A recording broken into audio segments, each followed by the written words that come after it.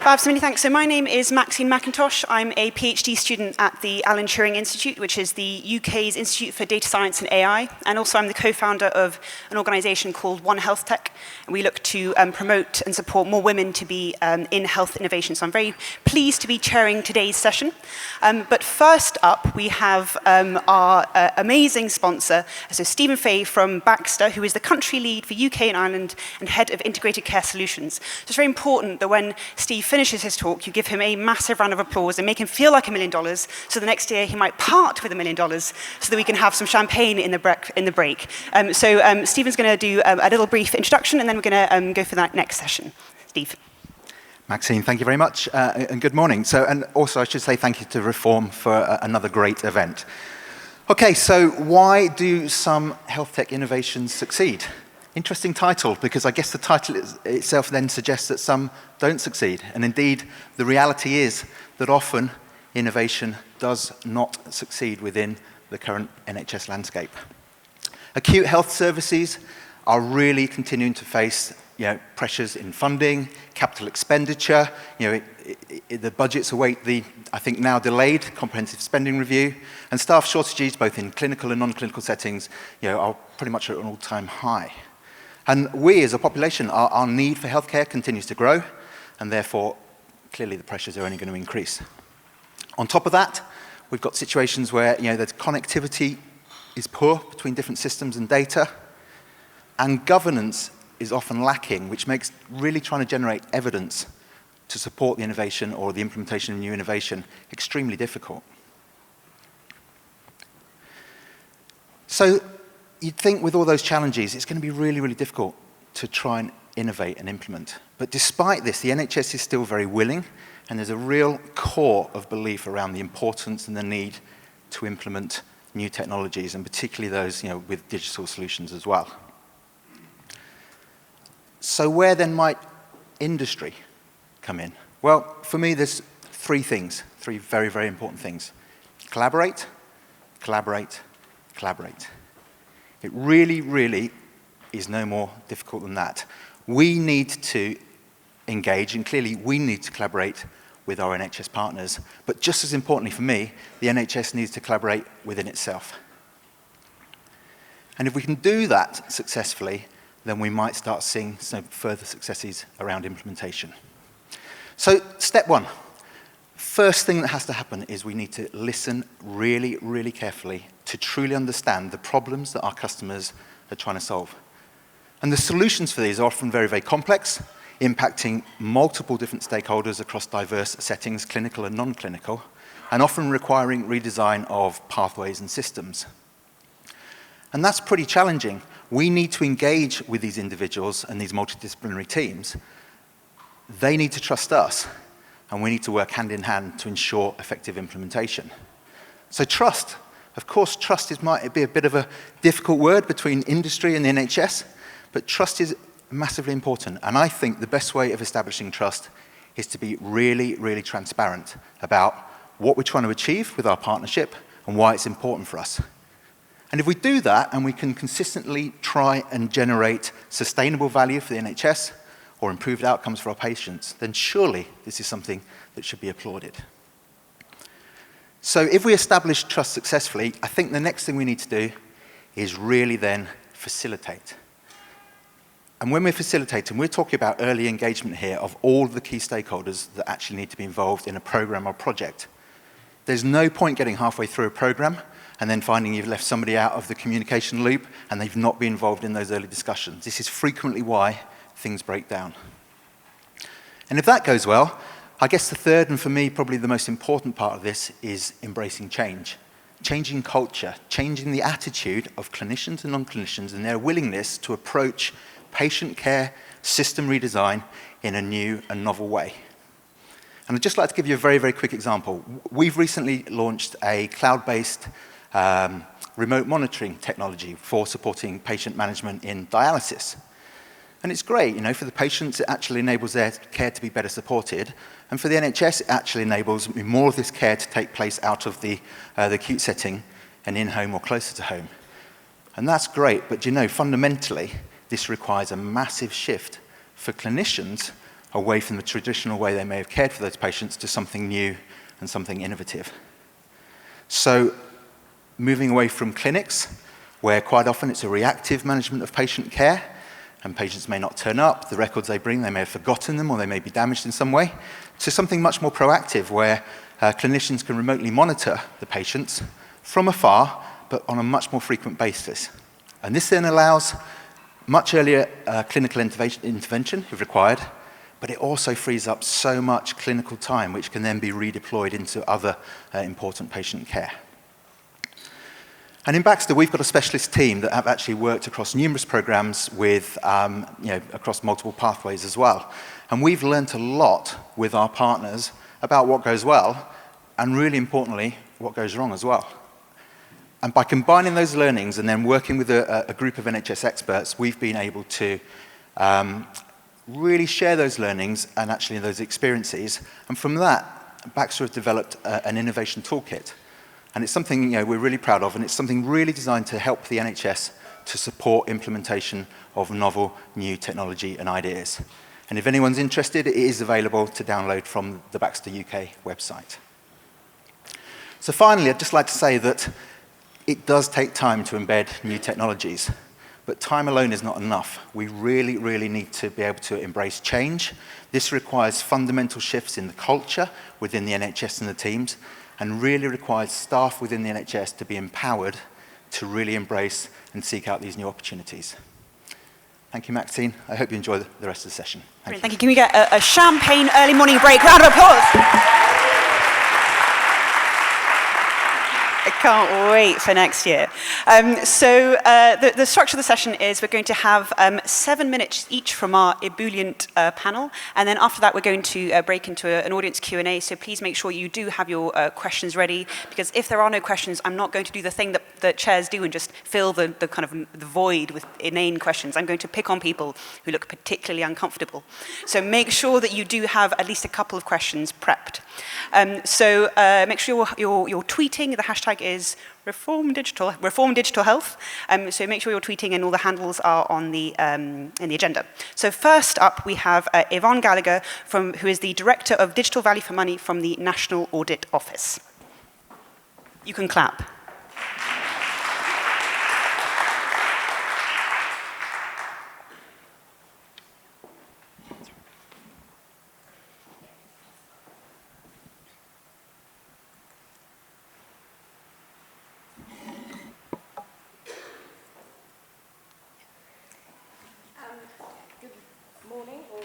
Good afternoon, everybody.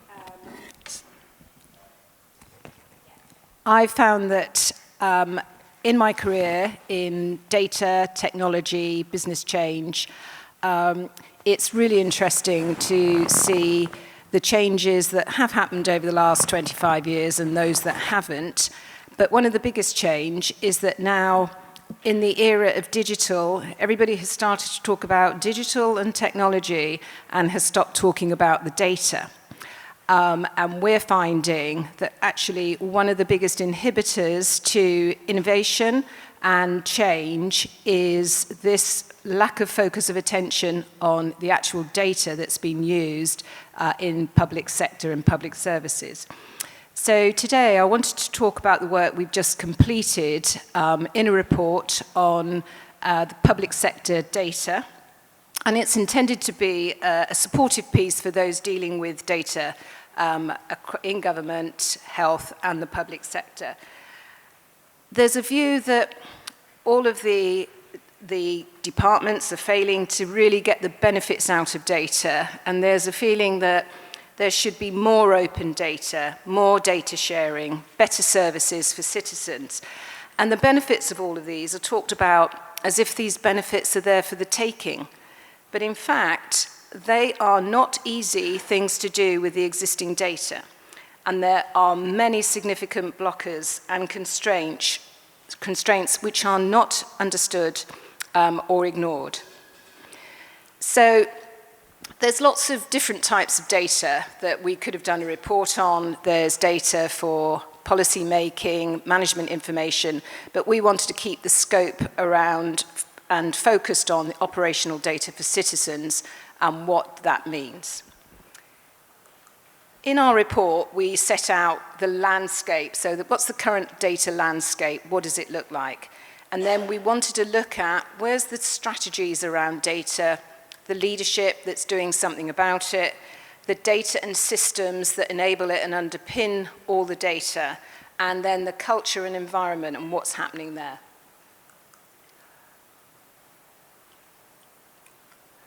So some good things have been done in government, and in fact, we did a lot of work on looking at and talking to departments, and certainly there's some great strategies that have been done in the past and work on setting out the hurdles. And all of those strategies could have been written today and are still totally valid. But the interesting thing is these strategies go back to 1999, and most of the things written in the strategies have not happened. Very little has even changed in 20 years, and all of those important things that were seen to be addressed haven't been addressed. Local data sharing, things like local data sharing arrangements are going on, but where the priorities allow and funding's available only, they aren't seen as a major priority. So, what's the problem? I'm just going to have a look at this presentation to make sure it's got in the right order here.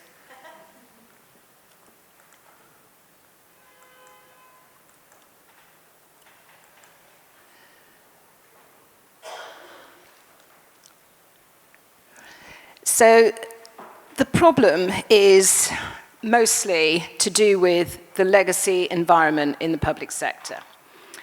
These are people talk about innovation, doing change, new technology, new ways of doing things faster, cheaper, but actually, mostly, something already exists, and a lot of things already exist, and the data, in many instances, has been captured 20 or 30 years ago.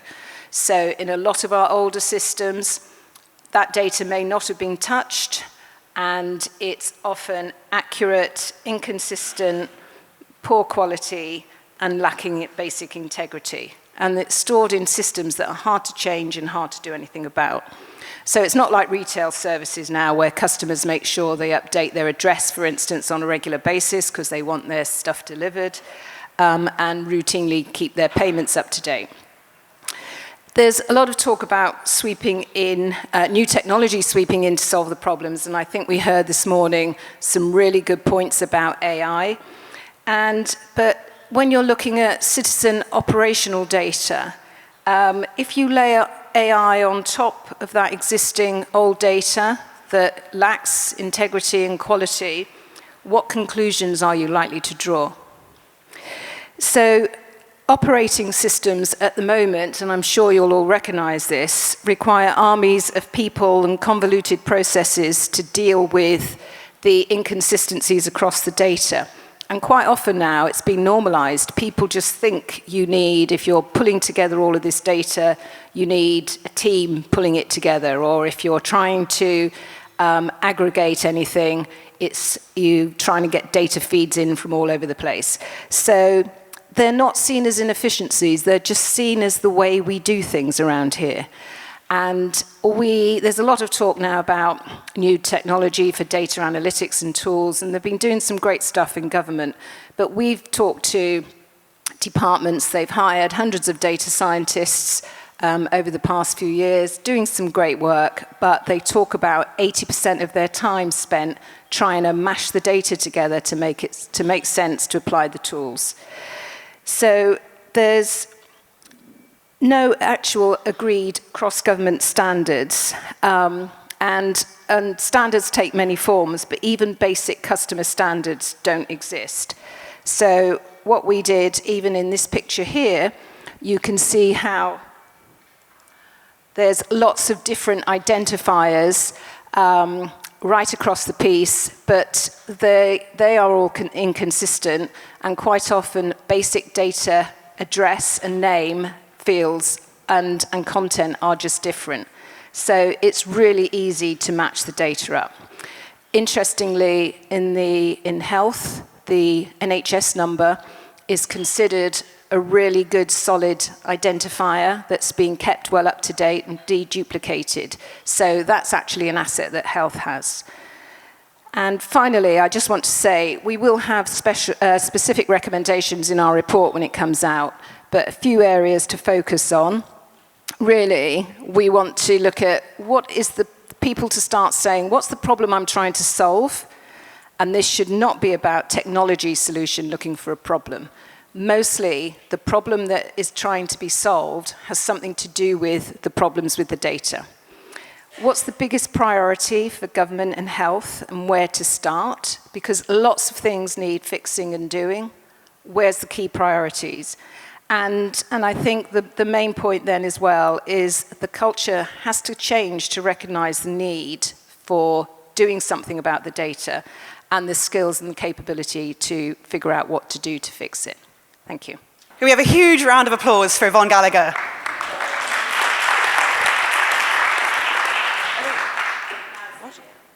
And next up we have, we were rewinding. Next up we have Lydia Torn, who is, I'm so sorry about this, who is the Managing Associate at Simmons & Simmons, and we did not coordinate outfits this morning. Thanks, Maxine. So good morning, everyone. I'm going to speak to you very briefly, because I only have a very limited amount of time, about some of the key legal considerations for delivering high-value collaborations. So there are a whole range of collaborations that you can engage in, from very simple bilateral licensing arrangements through to really very complex industry-wide consortia, which would include participants from pharma, from medtech, from the NHS, and also from obviously big tech companies as well. Thankfully, because I have 7 minutes, lots of the issues are similar. So I'm going to talk about just a few of them. Now, at the end of last year, Simmons & Simmons conducted a report into digital health. And the findings of the report, in a 30-second summary, are that digital transformation will be achieved through collaboration, hence why I'm here. But it also flagged a couple of recurring themes of why these collaborations struggle. And it's those that I'm going to focus on today. The slides are pretty busy, but I'm not going to speak to all of it, so rest assured. So the first point that came out was due diligence. So really understanding not only your partner, but yourself. And I think that that's something that I would really recommend people to think about before they get into a collaboration. Really think about what you're trying to achieve from entering into the collaboration, what your contribution to that collaboration will be, and actually what the relative value of your contribution is.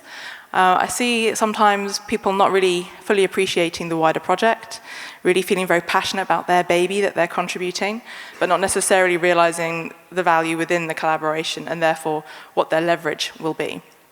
Sometimes it's underestimating, sometimes it's overestimating, but really taking that step back to try and understand what you want to achieve and what you have to bring to the table can really facilitate one of the key issues that we see time and time again in digital health collaborations, which is a culture clash.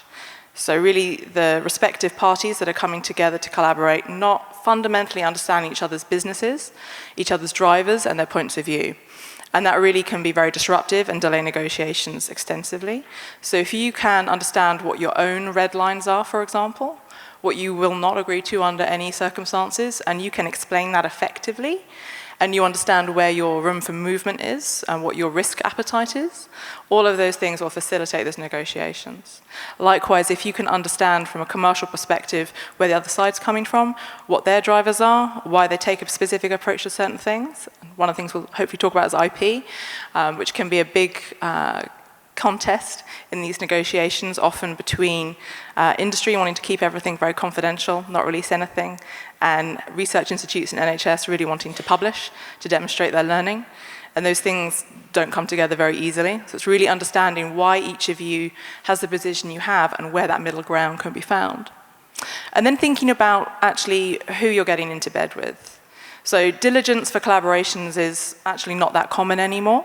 It's usually reserved for investments in M&A. But sometimes it's undertaken, particularly where there is potentially big risk involved. You might want to understand a little bit more about what the technology is that you're becoming associated with. And in that situation, we really recommend taking a two-tiered approach. we hear that our clients are receiving thousands of opportunities for digital health collaboration on a yearly basis. And of those, they will only diligence 11%, and of that 11%, only 4% will be entered into. So if you do an extensive diligence process on all of those opportunities, you are frankly going to spend a lot of time and money that you don't have. So really just looking at the IP and regulatory issues to start with, and if you have that threshold met, so you have market access, you have a solid IP base, then proceeding to do full due diligence. And if it all works out well, taking it from there. So then we think about some of the legal issues that you're going to face, and as you can see, there's a whole long list, and that's just some of them. But to pick out some of the ones that came out of our report as being the key reasons why collaborations fail. First of all, looking at structure, and I know there's been a lot of chatter in the media about whether we should see increased numbers of corporate vehicles involving NHS alongside industry as shareholders or members if you go for a partnership versus a purely contractual joint venture arrangement. And there are pros and cons of each which need to be thought about. And some of those considerations are around flexibility and IP ownership and tax transparency. And all of those need to be taken into account. There's no right or wrong answer, but it's really making sure that you understand the potential pitfalls and potential benefits of whichever one you decide to proceed with. The next one I was going to talk about very briefly was revenue, because it's obviously going to be a key driver for any collaboration. Now, there's a whole way in which you can structure revenue. You could go for upfront fee, you can go for milestones, you can go for royalty or equity share or a combination of all of them, price reductions on resulting products. There's a whole wealth of ways in which you can recover your investment.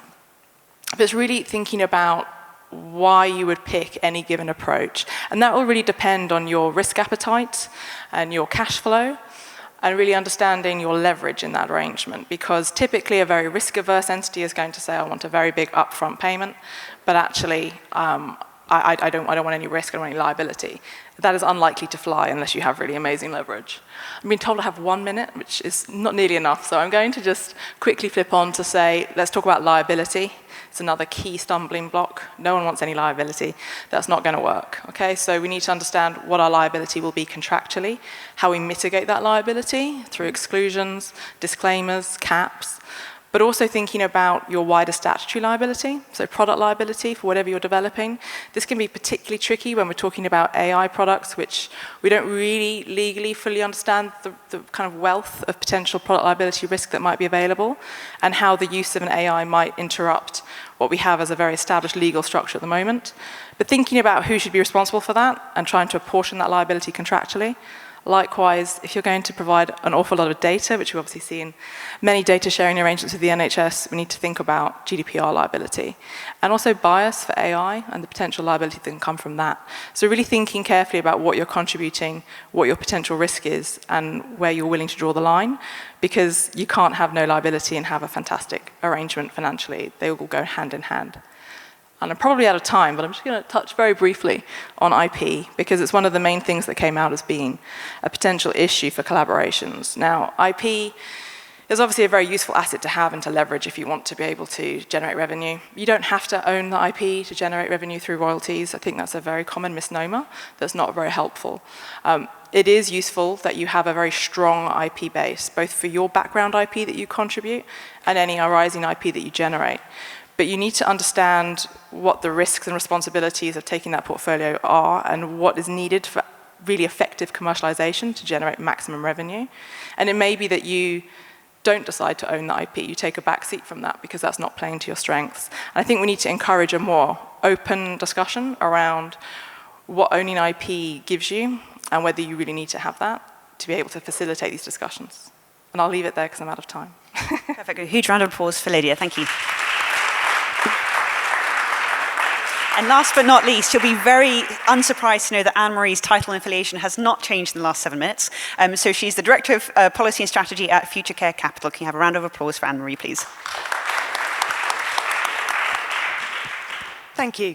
Right, I tend to speak very quickly. If I speak too fast, please somebody at the back, put 2 hands in the air and wave them. You'll feel silly, but it will help me enormously. So I'm here from Future Care Capital, where we are a charity focused on the digital space, the data space, and technology space, sitting in between health and social care. So not just focused on health as per today's event. And today what I want to do is take you through why we think there is a good rationale to establish a sovereign health fund, then tell you what it isn't, because a lot of people seem to think they know, and I've never been asked until today to say what it is in public, and then tell you a little bit about what's needed briefly to bring it about. So, in the first instance, I spent a long time stuck in a library in a long academic career, unillustrious, looking at the sociology of fear, which is a very obscure topic. And trust more readily pertains to anxiety, in fact, it turns out, in most of the literature, than it does fear. But if we look at this, I think this trust-fear dynamic has really characterized the debate around how to harness the use of data, particularly patient-identifiable data, in relation to innovation in health and social care over recent years. And I want to slightly controversially suggest that it's perhaps not the most appropriate term to focus upon, that we would be better focusing upon how we can better judge trustworthiness of people, of systems and institutions that handle our data. This is borrowing shamelessly from Baroness Honora O'Neill and her excellent TED Talk, unlike my less smooth delivery. So please do go and look. Oh, that's it. Sort of. So we undertook work recently to examine this idea of how you make things more trustworthy. So we tested the system. We issued a Freedom of Information request to 227 NHS trusts right across the country for our sins over the Christmas and New Year break. We got responses from over 85% of trusts, and the responses to that are all on our website in a detailed slide deck and discussion paper you can download. What we discovered was we asked people who is coming for the data that you already control, who wants it, to what extent, how often do they ask you, what types of organizations are they, how many result in a commercial relationship or a financial relationship. The data is all there, not enough time to go through the results in depth today, but what we will say is it's characterized by unknown unknowns, many of them. So the system is essentially opaque. If we wanted something that was trustworthy or that nurtured trustworthiness, we haven't got that system in place right now. What we asked as a result was, is the answer radical transparency? And we called for that because who's going to disagree with me? But in practice, what we meant was, what would a readily intelligible feedback loop look like from the point of view of the individual, from frontline professionals' perspective, and from organizations' perspective? Should say here that Baroness O'Neill is absolutely scathing of transparency as a term, and essentially suggests that it's a fashionable remedy, but we need to more readily understand what such a term means. So, once we've understood we need trustworthiness, once we've talked about, okay, the system is somewhat opaque, it's really important that we say, why are we doing it in the first place? Well, we're doing it because we think there's a step beyond you telling me how you're using my health data or my care data. We think people generally will be much more comfortable if you tell them how you are harnessing the value of that data. So we want to know what deals you're entering into, what great social benefits you're generating from my data, what commercial benefits, what economic development benefits you might be generating from that data. All of these things are needed, even though all of those things are difficult to measure, to the extent that every stakeholder we spoke to said there was an urgent need to protect, enhance, and deploy these vitally important assets, which I think we've already heard from Yvonne are actually more challenging in practice to deal with. But we do need to talk about the money. Everybody is focused on the social benefit, on the very important issue of data saving lives. But we do need to talk about the money and how that is being captured or otherwise. So far the terms are rather nebulous: trustworthiness, value. Fairness is another one, and if you try and Google and get a picture for a slide like this, you'll find it stacks up as equality and justice and lots of other things, but there's not really a clear definition of what fairness is. So it's interesting to note that the government's stated policy at present is to try to maximize the value of your healthcare data whilst ensuring a fair distribution of the benefits. What does it mean? Everybody is going to disagree. And we found, when we looked across the country at the NHS Trust that we survey through the FOI request, there's a massive disparity in the ability of different types of trusts in different places to generate value and harness value from the data they control and generate. So there's about an 80-20 rule. And that means that value won't accrue to all of the trusts and all of the locations and all of the specialisms in equal measure. going forward, and neither will everybody's data be used to the same extent to generate benefits. How do we reconcile these disparities, in particular the one where we're looking at how we have what Simon Stevens talked about this morning, which is banning exclusive data deals at the local level to ensure we can still obtain national value? How do we balance that tension? So, we think a sovereign health fund is the answer. What it is not is a data controller, a data processor. It is not a data lake. It won't touch data. What it is an investment fund. So our proposal is that we would take the revenues from these local areas, from the data, the insights, the tools, and the intellectual property developed in partnership with publicly funded and accountable bodies in health and social care, and we would invest that for the long term in other health and care assets and enterprises.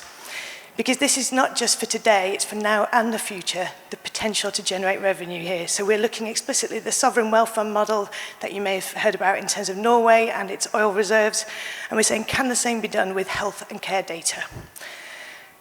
We want it to be not dispersed today, but usable tomorrow. So we want also, through a sovereign health fund, to ring-fence the benefits and that money for reinvestment in health and care, a triple bottom line, a readily intelligible feedback loop for those people who contribute their data. If people don't like the name, they can call it something else. But what we're trying to get to is a position where people have a direct say, or preferably a stake, in the value that is created from data about them.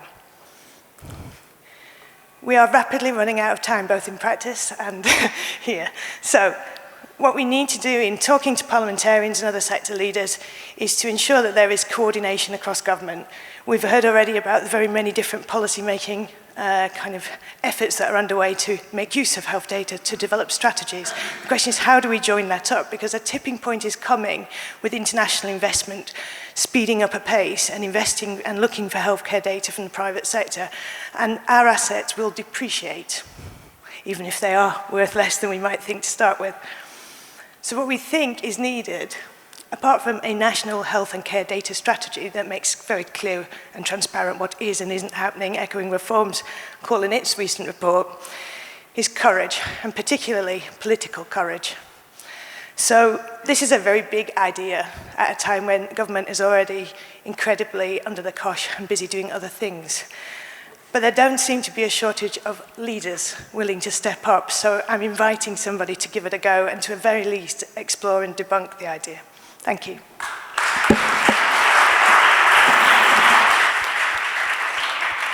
Brilliant. So a huge thank you to our speakers. So whilst you come up with your questions, just want to go over some kind of house rules for question asking. Please know this is more of a comment than a question. No one likes that guy. Please, no micro monologues and no mansplaining or a woman. Women can be patronising assholes too. So none of those three, please. And just be respectful in the way you ask your questions. So do we have any questions from the floor to keep us, kind of kick us off, or have I terrified you all about how you're constructing your question? I have. There we go. So some brave people back. So can you start with Niamh at the back, please? We're going to try and take a couple of questions, but we'll take Niamh's by herself first of all.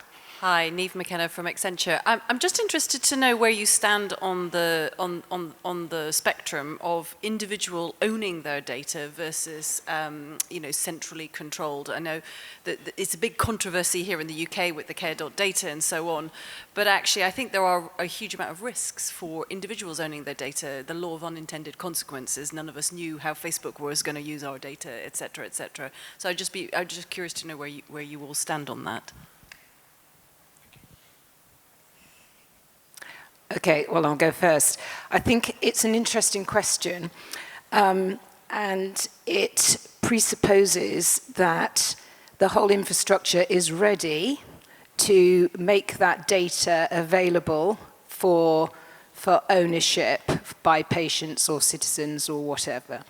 So I think I'm going to go back to what I was saying earlier in my presentation about the data, where it is, how's it stored. It is mostly in places and in certain inconsistent ways of holding it that at the moment isn't really a practical thing to do, to say to a citizen in government departments or in health, to say, this is your data, and it's a fully accurate record, it's all joined up, and now you can own it. So I think it's back to, there's a lot of work to be done to get to that place. So I think it's worth keep having the discussion while that journey is being undertaken, but otherwise I don't think it's today's problem. I was just going to add that I think in theory it's an interesting idea. So I mean, legally, there's a lot of debate around whether you can in fact own your own data technically as an individual, how data is generated and held. So leaving aside the kind of nitty-gritty law of whether you can do it or not, I think I'd agree with Yvonne. I'm not sure that we're there technically anyway. I think greater transparency of what's being done with your data and who has access to your data would be a good thing. Not least, and actually moving aside from the individual feeling better about it, but just improving the data set, removing data bias, being able to monitor actually what's been said about you and held about you. But I think, I'm not sure how much benefit for actual digital health collaboration having data owned by the individuals themselves would offer.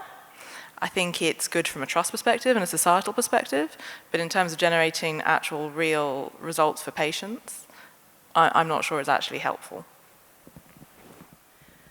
So just from my perspective, no to ownership. It's easy. I think it's not mine, it's ours. I think it has the potential to generate enormous public benefits, social goods, and I think that's intergenerational.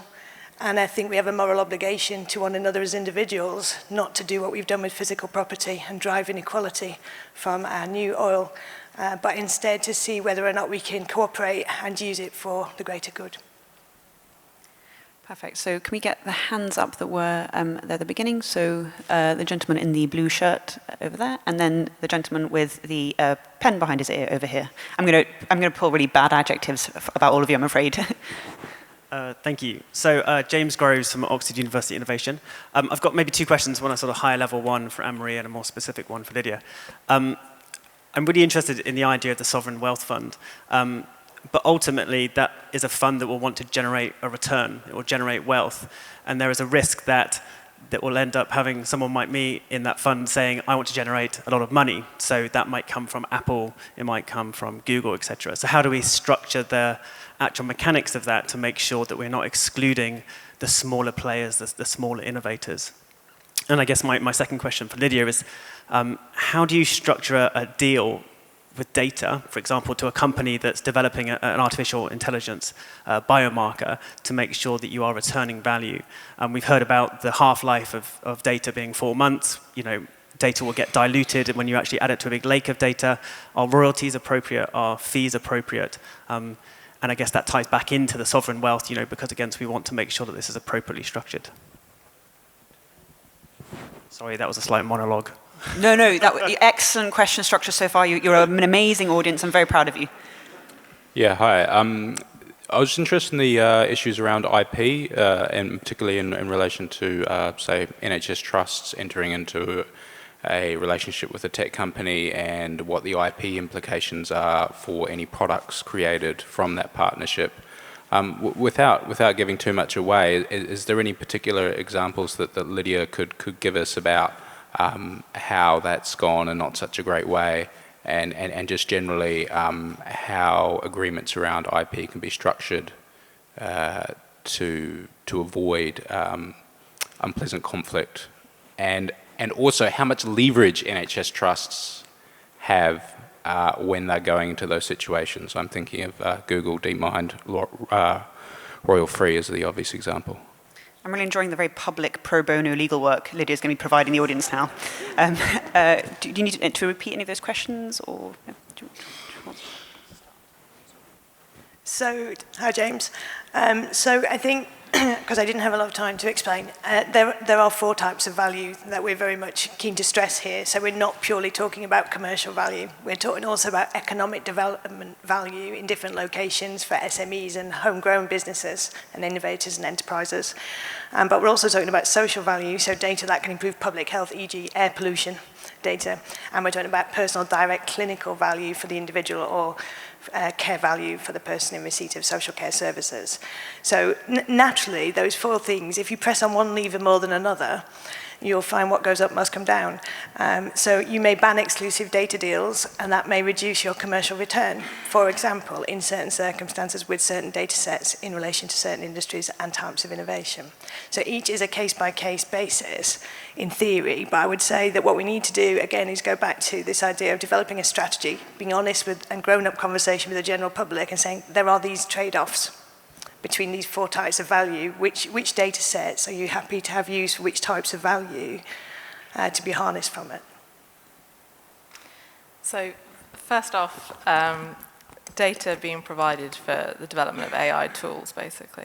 So I think I would divide it into 2 categories. So where you're using data mining with an AI algorithm for, say, drug discovery, it's a very different offering, because generally what we see is that the drug target that's identified and the resulting molecule will be owned by the pharmaceutical company, or if you're applying that to medtech business, the medtech business technology. And then everyone's sort of a bit more laissez-faire about the AI business owning the improvements to its algorithm, notwithstanding that that's been achieved by mining the other party's data. I think in that situation, you each get something out of it, and you each kind of recognize the quid pro quo for that. I think it becomes more challenging when you're talking about data sharing to improve, say, an AI that's a diagnostic tool. So we heard about DeepMind over there, for example, where there's no clear asset for the entity providing the data to monetize at the end of it. Now, in that situation, there are a number of different structures that you could use, and I think a large part will depend on the quality of your data, because that will give you an indication of your leverage in that arrangement. And I think there can be sometimes a tendency to overvalue the data. We've heard from Yvonne about the quality of that data. It's the ability to mine it, whether that's readily available, and actually you can obtain quite a lot of health data from other healthcare institutions and also from private sector that will give you quite a lot of good basis of information for mining anyway. So I think we just need to be a bit hesitant about saying, and I've seen this a lot in the press recently, NHS should take a massive royalty or own the IP in the AI algorithm that's developing the clinical support tool. And I'm not sure that's going to fly with industry, quite frankly. There's a whole load of development that goes into that AI tool other than just the data. And it won't be just that one data set that's used. But I think you can look at combination tools, so looking at an upfront license fee for access to the data initially, but also maybe combining that with milestones in terms of how much data is used, how successful the product is. You can also look for price chips in terms of products being used in the NHS. So there's other ways to derive value than I think a pure, well, we'll own half of your AI algorithm and we'll take a massive royalty off it. I just don't think that's going to be practical. Enough to the IP issues, where we have NHS and tech businesses or pharma businesses collaborating. I think my pet peeve is when people come together and assume that any IP they generate needs to be jointly owned for them to derive value. Joint ownership of IP is incredibly difficult and complicated, not least because there are statutory parameters around what you can do on a country-by-country basis with that IP. So if you decide to jointly own the IP you develop, you're going to have issues in terms of, can you freely exploit and license that IP? Can you transfer that IP without the other party's consent? You're tying yourself to that individual entity rather, for the rest of the duration of that IP. So I think it's looking at trying to find something that values each party's contribution without getting into this very protracted negotiation around, well, I've contributed some data, therefore I must own the IP with you. Otherwise, I'm not going to be able to go back to my stakeholders and demonstrate that I've achieved value.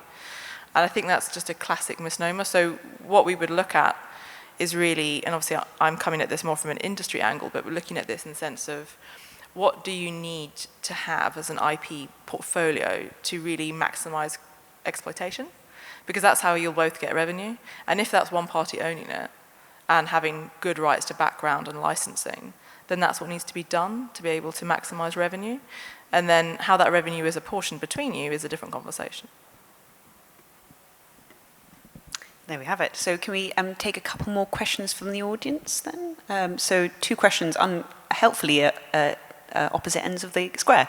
So a question down here from Denise, and the question at the back from the lady with a very smart cropped haircut. Yeah, I wanted to go back to the question of individual ownership of data, which I know you're not in favor of, but 2 reasons why I would be in favor of it. One is the extreme value that it has. If you look at market caps, the top companies now have replaced what used to be industry. They're based on data. And very interestingly, people who are very ill usually have lower incomes than people who are not. So are we, by refusing this idea, depriving them of suddenly having an advantage over the haves? Gosh, quite a controversial question. I like that. Then a second question at the back there. Thank you. Really interested in population level data. Absolutely, we can't interpret genetic variants without it. It has to be done at a population level. But what do you do, how do you deal with a patient withdrawing consent for the use of their data? In practical terms, it's virtually impossible to extract data from systems. How far do we commit to patients who are giving informed consent that we can withdraw their data from these data sets? Some good meaty questions there, and obviously beautifully articulated. Thank you.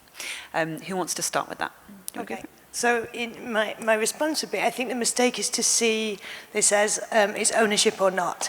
I think that's to see data as potentially a capital asset in the way that we do treat tangible assets. And I think there's an interesting debate that's been led from Stanford and Princeton around whether or not your data actually represents digital labor or effort that you put in.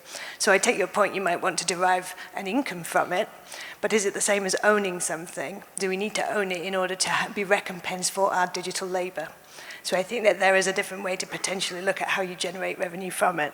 In terms of the question about does it benefit people who are poorer, my fear is that it exacerbates inequalities, and it says that actually it's a bit like the poor student that has to donate something else to generate an income while they're at university, which I won't mention. But I would imagine it's like your privacy is for sale because you're lacking income. And I don't see that that is a particularly ethical approach to encourage that of poorer communities. And we should be paying them properly and finding other ways to recompense them would be my position on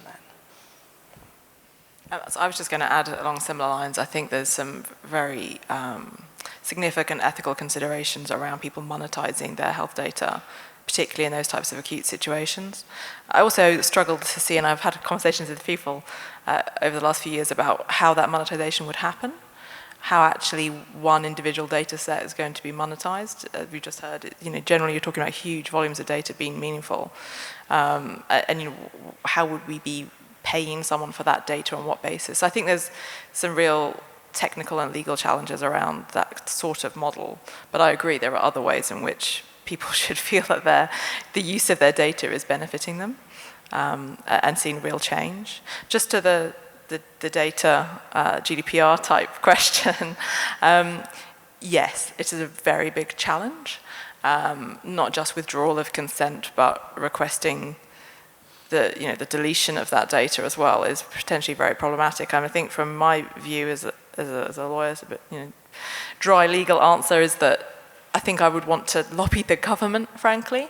GDPR has exceptions, and when you can ignore the request for it to be removed under consent, and one of those is for scientific research and public health. But you need to have a legal basis underpinning that concept in law, which currently that we don't have in many European jurisdictions. So I think it's really coming to the government to say, well, actually, you need to look at this and start legislating and maybe distract yourselves from Brexit and think about some other matters. And indeed, if we are going to Brexit, do we want to have that type of opportunity, which is very attractive for a new digital health industry, to say, actually, in the UK, scientific research exception will apply, which takes away a lot of people's problems. I think I'd I'm agreeing with that. I think it's really interesting as part of this study that we did, and we talked to a lot of people in government. So questions of ethics coming up the whole time. Obviously, GDPR and the Digital Economy Act, which is to enable better sharing of data. But the interesting thing is that people just keep talking about this in the abstract, whereas in fact, the issue around all of this is that it's a modern problem to be solved. So, and I'm going to go back to my point being a technologist, everybody loves the technology. So new technology embraced, but new other things that come with it, not embraced quite so much. So when we had the discussions with those across government and health about this whole issue of ethics, so we don't see it as ethics. We see it as the responsibility of each department to look at those high-level frameworks, GDPR, privacy, security, and consent, and work out within their own business and their own function what their guidelines, not just guidelines, but instructions to the people that work in those areas as to exactly what they do and don't do, what they can and can't do, and how things work. Now, that's a lot of effort, and in some cases, a couple of years' worth of work, but it isn't something we're seeing done. So there's a whole inconsistency about people. If you just take something like GDPR, then frontline workers are expected to interpret GDPR at a high level, principles. Well, we've never really done that before with frontline staff. We tell them specifically what to do and what not to do. So I think this is an area that really needs a lot of work. Perfect. And so the last minute, you have one answer each. A lot of this session was meant to be about implementation, and we've really been talking about how to approach the discussions of implementation. So could each speaker give, in parting words, one kernel of advice they would give to a commissioner, specifically in an underfunded area, in order to try and take some of these discussions around value and really implement it? What's your kind of one kernel of advice? Lydia, sitting next to me, unfortunately, you're the first one to be answering that question. I have not very much time to think about it, so it doesn't have to be intelligible, which is useful. I think my first starting point would be what I started with my 7 minutes, which is to say, know the value of what you're offering. Don't overestimate the value of what you're offering, and don't underestimate the value of what you're offering. Because if you know what you have to bring to the table, you know the extent of your leverage, and you can adjust your position on everything else accordingly. So where your risk profile will be, what your revenue expectation will be. And really understanding that will facilitate all of your negotiations. I think my piece of advice is kind of from the other end of the telescope, which is saying, are you really confident about the problem that you're trying to solve? And have you prioritized the problems that you're trying to solve? Have you learned lessons from what other people are doing? And is there something else that's worked well that you could take and reuse? So instead of, there's a whole lot of stuff that needs doing. So it's really about focusing on what's the most important thing. So 2 things for me. The first would be to recognise that the government is hopefully introducing a national centre of expertise to provide legal and commercial support and advice to NHS organisations across the country later this year, in keeping with the life science sector deal, something that we long since campaigned for, so we're really pleased to see that. So recognise what expertise you do and don't have in-house, and if you don't have it, go and ask for help. That would be my first bit of advice. And the other thing would be to think carefully about you as a commissioner, your bottom line, and then look around your health system, your integrated care system. If you develop a piece of IP and then sell it to everybody else at top dollar once you've got your share in it, you're great, your bottom line, but you just blew the whole integrated care system control budget total.